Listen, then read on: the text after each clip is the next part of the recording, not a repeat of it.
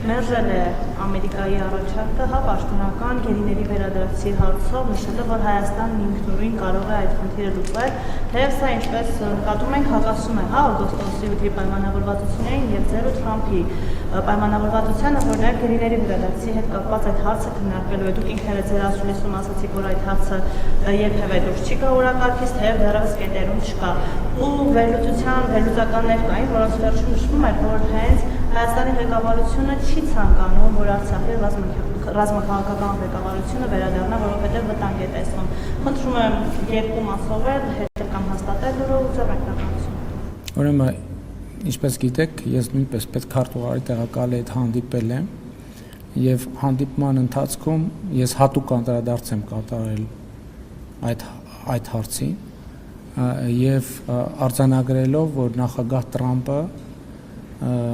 այդ թվում հրապարակային խոսել է այդ հարցով զբաղվելու իր հանձնարարության մասին եւ ես ներկայացրել եմ, թե մենք երկկողմ մակարդակում ինչ ենք անում այդ խնդրի հետ կապված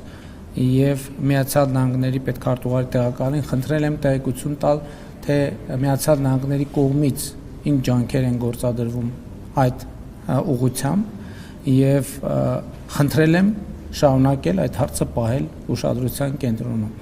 Եվ դուք ասացիք երկու մասով էլ մեկնաբանեմ, ձեր ասած երկու մասում էլ մեկնաբանության բան չկա, այն ինֆորմացիայի բերումը, որը ես հենց նոր ձեզ ասացի։